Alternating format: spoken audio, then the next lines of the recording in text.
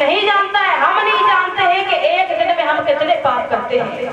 तो भगवान से यही कहते हैं, प्रभु जो भी हमसे आज पाप बने हो वो मुझे माफी देना, क्षमा याचना देना। हम कुछ नहीं जानते हैं प्रभु, इसलिए आप मुझे क्षमा दान देना। बस क्षमा दान मांगते रहिए, प्रभु माफ कर देते हैं, बड़े दयालु हैं। आइए कथा प्रसंग की तरफ ध्यान देते हैं। परीक्षित जी अब ये बताओ, प्रसंग कुछ और आगे बढ़ गया, उसके हिसाब से अभी कथा हमने कहाँ छोड़ी थी, कहाँ चल रही थी, हमें तो याद नहीं है। नवलदेव भैया आप ही बताओ। वहां डाल के दीजिए, ऐसा नहीं बोला। कथा कहाँ चल रही थी बाबा, आप ही बताओ। कथा का ये प्रसंग ये तो ऊपर हो गया है, उसी के हिसाब से उदाहरण स्वरूप हमने समझ आया, लेकिन कथा हमने कहाँ छोड़ी थी, कहाँ चल रही थी स्टोरी कथा, कोई बताए। और अब यही नियम रखेंगे हम, ऐसा भी नहीं होना चाहिए कि कथा सुनने आए हो ध्यान बुला जाए।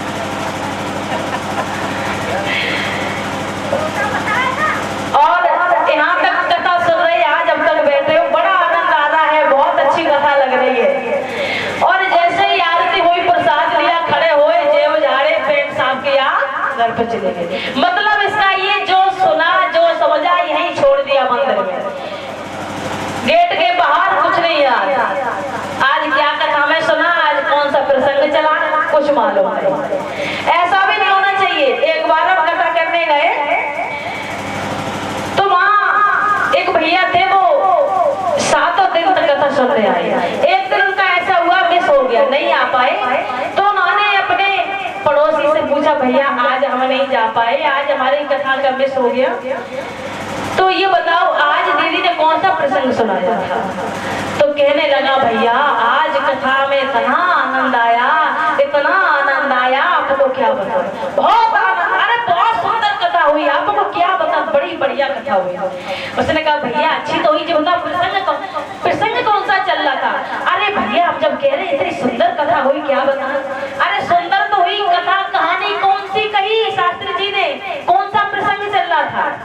कहने लगा, भाई नहीं पता, वही नहीं पता प्रसंग कौन सा चल रहा, मगर कथा बहुत सुंदर हुई। बोले गोविंद भगवान की। तो ऐसी भी कथा ना सुनो के आनंद बहुत आ रहा है, और जब पता ही नहीं प्रसंग कौन चल रहा है। कल्याण तभी होगा, इतने दिन कथा चलेगी, 7 दिन तक। आप लोग जो समय देते हो उसमें कुछ ना कुछ ज्यादा ना ले सको तो एक शब्द ही, जो आपको अच्छा लगे, जो आपके हित के लिए हो। हम जब ये कह रहे हैं अनहित के लिए, जो तुम्हारे हित के लिए हो, कल्याण के लिए हो, उसको सुनो, काना से सुनो, दिमाग से सुनो, कानों से सुनो, दिमाग में रखो, हृदय में उतारो और जीवन में उसको उतार दीजिए, तभी आपके कथा सुनने का फल मिलेगा। ऐसा नहीं कि कथा सुनी और बस सुन के यहीं तक बहुत आनंद मिला, गेट के बाहर कुछ नहीं, और कल आए तो यही पता नहीं कल कौन सा प्रसंग चल रहा था। कथा जितनी देर भी सुनो, ध्यान मग्न होकर के, आपका बेड़ा पार हो जाएगा। बताया है महाराज, इस कलयुग में श्रीमद् भागवत कथा ही एक बताई गई है भव सागर से पार निकालने के लिए। श्रीमद् भागवत कथा को जो भी सुनता है, जो भी पढ़ता है, उसके जन्म जन्मांतरों के पाप नष्ट हो जाते हैं और सीधा परम धाम के लिए जाता है, वो नरक में नहीं जा सकता है। जो भी सच्चे मन से, सच्चे भाव से कथा को सुनेगा, एक भी शब्द अपने जीवन में उतार देगा, उसका कल्याण ही कल्याण है। इसलिए कहना है, आते हुए थोड़ा समय व्यर्थ करते हो तो बड़े ध्यान मग्न होकर कथा सुनो। ये हम जानते हैं, हमारे जो पिता समान बुजुर्ग हैं बड़े ही मन से कथा सुनते हैं, हमारी माताएं भी मन से सुनती हैं। अगर मन से नहीं सुनते तो वो हमारे युवा भाई, उनका मन कम लगता है कथा में। म्यूजिक मुझे बहुत अच्छा लगता है, कथा सुनाओ कब अच्छा लगता है, लेकिन हमारे बुजुर्गों को कथा बहुत पसंद है। तो यही है, यही मेरा कहना है। जो भी प्रसंग चल रहा उसको ध्यान में देते हुए, प्रसंग चल रहा था महाराज परीक्षित जी के बारे में। कली को मारने के लिए जब चले थे, तलवार निकाली थी मारने के लिए, तब कलयुग ने ये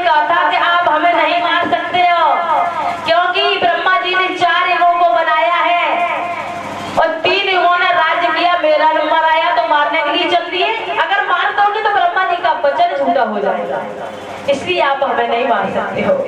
उसी समय महाराज परीक्षित जी ने कहा, अगर हम नहीं मारेंगे तो आप ऐसे हर जगह राज्य नहीं कर सकते हो। आपको हम जगह नियुक्त करके देंगे, आपको उन्हीं जगहों पर रहना होगा। कहने लगे, आप वहां रह सकते हो जहां जुआ वाजिब हो, आप वहां रह सकते हो जहां वेश्या रहती हो, आप वहां रह सकते हो जहां हर समय कलेश रहता हो, जहां लड़ाई झगड़ा होता, जहां माता पिता का सम्मान न हो, आप इन जगहों पर रह सकते हो। कलियुग कहने लगा, महाराज क्या हम इतने बुरे हैं जो आपने सब जगह मुझे गलत गलत दी है? अरे मान लिया हमें अवगुण बहुत है, लेकिन सुनो महाराज, हमारे अंदर एक गुण बहुत बड़ा है। वो ऐसा गुण है, वो आपके युगों में भी नहीं था। क्या? कि हमारे कलयुग में जो भी व्यक्ति सच्चे मन से सच्चे भाव से एक भी बार भगवान को बुला लेगा, भगवान का स्मरण कर लेगा, उसका जीवन पार है। ये हमारे कलयुग में बहुत बड़ा गुण है, विशेष गुण है हमारे अंदर। कहने लगा, अगर ऐसा है तो तुम्हें हम इसी बात पर प्रसन्न होकर के एक सुंदर सी जगह देंगे, वहां आप निवास कर सकते हो। कहां? अगर तुम्हारे अंदर इतना बड़ा गुण है तो हम भी तुमको इतनी अच्छी जगह देंगे। क्या जगह दोगे? कि आप स्वर्ण पर निवास कर सकते हो। स्वर्ण पर यानी सोने पर। उसी समय महाराज जैसे कहा कि आप सोने पर निवास कर सकते हो, तो सोने का मुकुट तो महाराज परीक्षित ही अपने सर पर लगाए हुए थे। जैसे ही कहा कि सोने पर निवास कर सकते हो, वैसे कलयुग महाराज परीक्षित जी के सर पर सवार हो। बोलिए गोविंद भगवान की जयकारा लगाते रहो, जयकारा लगाने से कल्याण होगा।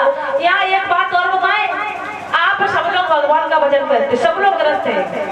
7 दिन तक ये सत्संग, ये भागवत क्यों चलती है? सब भागवत जानते हैं, आप लोग भी पढ़ते होगे, आप लोग भी जानते हो। जानते हो कथा क्यों होती है?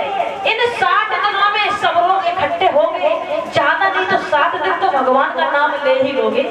ले लोगे? नहीं लोगे तब भी हम जबरदस्ती लपका लेंगे। इसीलिए सत्संग होता है।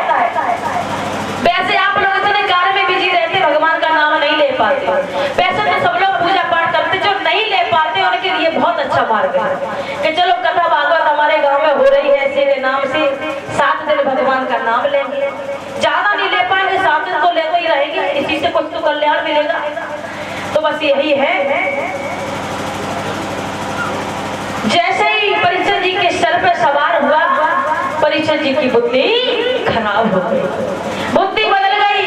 परीक्षित जी शिकार खेलना भूल गए, वापस लौट देते हैं, चल देते हैं। वापस आए हैं तो क्या देखा? सभी ऋषि का आश्रम था।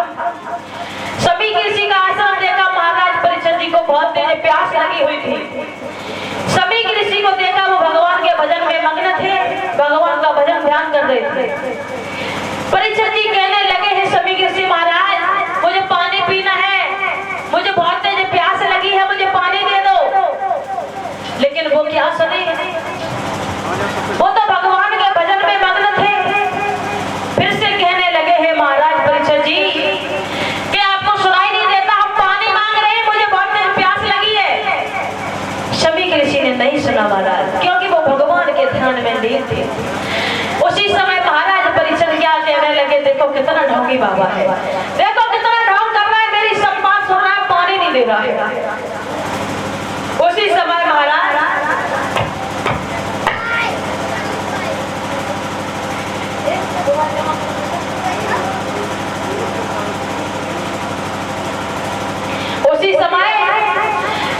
परीक्षित जी ने क्या किया, अपने धनुष से एक मरा हुआ सर्प पड़ा था, अपनी धनुष की नोक से उठाया और सभी ऋषि के गले में डाल दिया। बोलिए गोविंद भगवान की जयकारा लगाते रहो, जयकारा लगाते रहो। जब हम इतनी मेहनत कर रहे, इतनी चिल्ला रहे, इतनी तेज, तो भगवान तो सबके हैं, हम भी भगवान के लिए, भगवान को पाने के लिए, भगवान को रिझाने के लिए, तो भगवान हमारे थोड़ी नहीं, भगवान तो सबके हैं, सभी लोग हैं। आइए प्यार का संकीर्तन बोल लेते हैं, क्योंकि कथा भागवत में संकीर्तन का बहुत बड़ा महत्व होता है। है